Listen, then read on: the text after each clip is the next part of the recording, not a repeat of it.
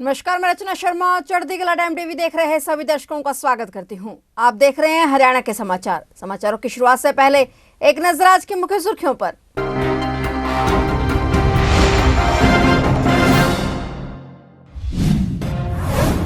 आज करनाल दौरे पर मुख्यमंत्री मनोहर लाल। वार्ड नंबर 1 और 2 में सीएम का जनसंवाद। शाम को कार्यकर्ताओं के साथ मनाएंगे लोहड़ी पर्व। हरियाणा का पहला अपराधी जिस पर लगा एनएसए, गैंगरेप और मर्डर सहित 12 केस दर्ज। जेल से बाहर आते ही नई वारदात को देता था अंजाम। 11 दिन बाद मिल ही गई मॉडल दिव्या पाहुजा की लाश। टोहाना नहर से बरामद हुआ शव। मॉडल दिव्या पाहुजा मर्डर मामले में बड़ी खबर।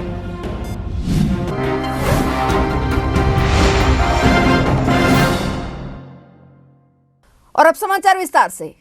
हरियाणा के मुख्यमंत्री मनोहर लाल आज करनाल दौरे पर हैं। आज सीएम के 2 जगह के जनसंवाद कार्यक्रम है। मुख्यमंत्री मनोहर लाल दोपहर बाद पहले बसंत विहार वार्ड नंबर 1 स्थित रामचरितमानस स्कूल में लोगों की समस्याएं सुनने पहुंचे। उसके बाद जरीफाबाद में जनसंवाद कार्यक्रम में हिस्सा लेने जा रहे हैं। सीएम ने जनसंवाद कार्यक्रम में पहुंचकर लोगों की समस्याएं जानी और उनका मौके पर ही निपटान किया। वहीं कुछ समस्याओं के निवारण के लिए मुख्यमंत्री ने अधिकारियों को निर्देश दिए। जनसंवाद कार्यक्रम के बाद मुख्यमंत्री शाम को सेक्टर 13 में लोहड़ी पर्व के उपलक्ष्य में मनाए जा रहे समारोह में शिरकत करेंगे। सीएम कार्यकर्ताओं के साथ लोहड़ी का पर्व मनाएंगे। सीएम ने इससे पहले समस्त देश प्रदेश वासियों को लोहड़ी की बधाई देते हुए कहा कि सभी देश प्रदेश वासियों को लोक संस्कृति के पावन पर्व लोहड़ी की लख लख बधाइयां। इस पावन अवसर पर कामना करता हूं कि देश में आपसी प्रेम, भाईचारा और सामाजिक सौहार्द और मजबूत हो और आप सभी का जीवन और अधिक समृद्ध और खुशहाल हो।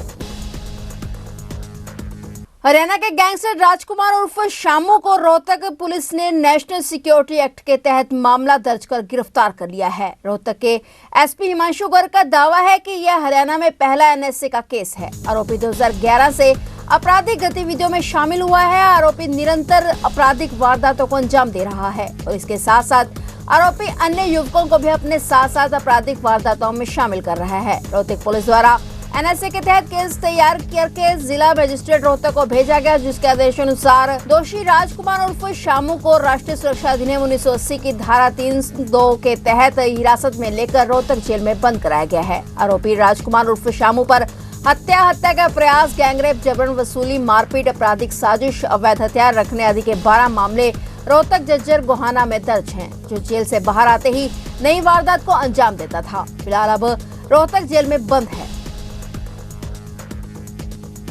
पूरे हरियाणा को हिला देने वाले मॉडल दिव्या पाहुजा मर्डर मामले में बड़ी खबर सामने आई है। हरियाणा पुलिस को उसकी डेड बॉडी हत्या के 11वें दिन बाद मिली है और पुलिस ने एनडीआरएफ की टीम की मदद से इसे फतेहाबाद के टोहाना के पास नहर से बरामद किया है। दिव्या की डेड बॉडी लेकर जाने वाले बलराज गिल की कोलकाता से गिरफ्तारी के बाद इसका सुराग मिला था। दरअसल गुरुग्राम के बलदेव नगर की रहने वाली 27 साल की दिव्या पाहुजा की 2 जनवरी को होटल सिटी पॉइंट में गोली मारकर हत्या कर दी गई थी। हत्या होटल मालिक अभिजीत सिंह ने की थी। पानीपत में थाने के एसएचओ और सहायक सब इंस्पेक्टर को सस्पेंड कर दिया गया है और वहीं ईएसआई को लाइन हाजिर कर दिया गया है। आरोप है कि इन तीनों ने हत्या के केस में कुदरती मौत बताकर मामले को रफा दफा कर दिया था। मामला एसपी अजय सिंह शेखावत के पास पहुंचा तो उन्होंने इसकी अलग से जांच कराई। इसके बाद अधिकारियों ने कार्रवाई के आदेश दिए। इस मामले में अब कई संदिग्ध आरोपियों को भी पूछताछ के लिए पकड़ा गया है। वहीं सब इंस्पेक्टर कृष्ण को उस थाने का चार्ज सौंप दिया गया है। वहीं उन्होंने बताया कि इस मामले में पहले ही एफआईआर दर्ज कर ली गई थी और आरोपियों को गिरफ्तार कर लिया गया। हरियाणा कर्मचारी चयन आयोग ने चतुर्थ श्रेणी के 13,657 पदों के लिए आयोजित सामान्य पात्रता परीक्षा यानी सीईटी का स्कोर जारी कर दिया है। इनमें से जनरल कैटेगरी के 2,60,000 से अधिक उम्मीदवारों ने न्यूनतम 50% से ज्यादा अंक हासिल किए हैं, जबकि आरक्षित श्रेणी के लगभग 1.5 लाख युवाओं ने न्यूनतम 40% से अधिक अंक प्राप्त किए हैं। अब अभ्यर्थियों से उनकी पसंद के पद और विभाग पूछे जाएंगे। विकल्प भरे जाने के बाद मेरिट के आधार पर चयन सूची जारी की जाएगी। सीटी में 4,10,000 से अधिक युवा पास हुए हैं। अब करीब 14,000 पद भरे जाएंगे। चूंकि सीईटी स्कोर के आधार पर ही बिना साक्षात्कार के भर्ती होगी, इसलिए अब उम्मीदवारों से विकल्प मांगे जाएंगे। बीजेपी के प्रदेश अध्यक्ष नायब सिंह सैनी ने कहा कि लोकसभा चुनावों को लेकर पार्टी की पूरी तैयारियां हैं। लोकसभा चुनावों में बीजेपी हरियाणा में 10 की 10 सीट पर विजय हासिल करेगी, क्योंकि डबल इंजन की सरकार ने गरीब लोगों के लिए काम किए हैं, उनके चेहरे पर मुस्कान लेकर आए हैं। वो काबिले तारीफ है। इसी काम के दम पर लोकसभा में 10 की 10 सीट पर प्रदेश में भी सरकार बनाएंगे। जब उनसे सवाल किया गया कि चर्चा है कि अशोक तंवर क्या बीजेपी में शामिल हो सकते हैं, तो उन्होंने कहा कि पार्टी के दरवाजे खुले हैं, पर इस पर अभी कुछ भी नहीं कहा जा सकता। वहीं नायब सिंह सैनी ने कांग्रेस पर जमकर हमला बोला। कांग्रेस के राम मंदिर के उद्घाटन पर ना जाने पर वे बोले कि जो राम का नहीं वो किसी काम का नहीं। वहीं उन्होंने सवाल किया कि बीजेपी के सांसद नहीं चाहते कि हरियाणा में लोकसभा और विधानसभा चुनाव साथ हों। इस पर उन्होंने कहा कि चुनाव का निर्णय लेना चुनाव आयोग के हाथ में है। बात साफ है कि हरियाणा की राजनीति गर्म है।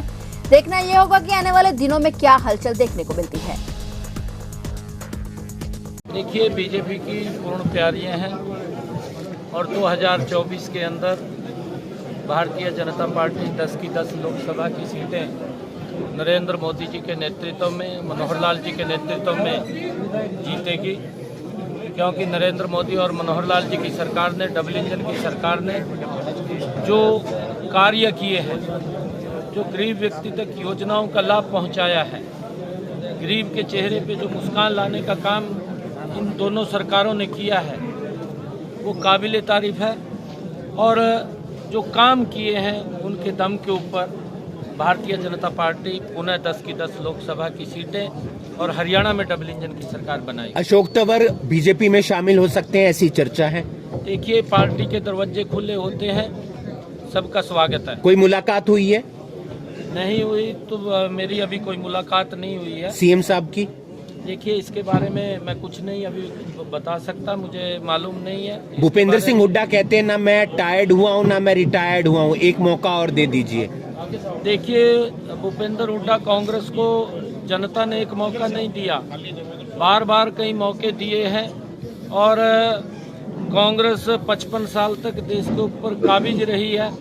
चुनाव के समय जरूर वो नारे देते थे कि गरीबी हटाएंगे, परंतु गरीबी कांग्रेस के पास आज तक नहीं हटी और भ्रष्टाचार को बड़ा बढ़ावा कांग्रेस की सरकार के अंदर मिला है। नरेंद्र मोदी जी ने आकर के गरीब की चिंता की है, गरीब तक वो योजना का लाभ पहुंचाया है। पहली ऐसी सरकार है कि जो गरीब के घर तक पहुंच रही है, गरीब तक लाभ पहुंचा रही है, परंतु कांग्रेस ने लगातार गरीब का वोट लेकर के उसका शोषण करने का काम किया है। नरेंद्र मोदी और मनोहर लाल जी की सरकार ने उसको मजबूत करने का काम।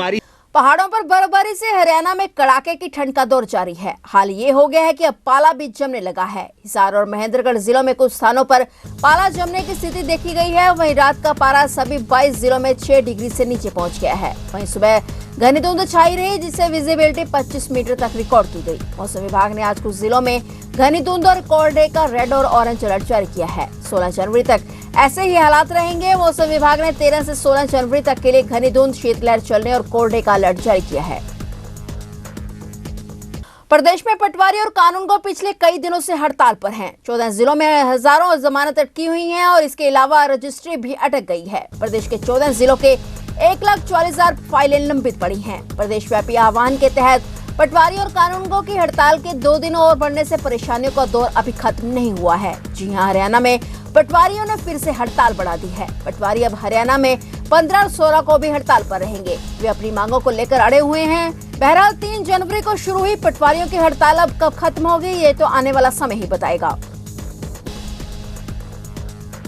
इनेलो नेता अभय सिंह चौटाला के बेटे अर्जुन चौटाला आरकेएम फार्म कैथल में पहुंचे। इस दौरान 21 तारीख को होने वाला युवा सम्मेलन को लेकर चर्चा की गई और जो जिले में युवा संगठन तैयार हुआ है उससे आगे रणनीति के बारे में बैठक हुई है। अर्जुन चौटाला ने कहा कि युवाओं को न्याय दिलाने के लिए 21 जनवरी को युवा सम्मेलन होगा। प्रेस वार्ता में अर्जुन चौटाला ने हरियाणा सरकार पर भी निशाना साधा। तो ये थे हरियाणा के समाचार और नए समाचारों के साथ फिर से हाजिर होंगे। तब तक के लिए देखते रहिए चढ़ती कला टाइम टीवी और अब मुझे दीजिए इजाजत। धन्यवाद।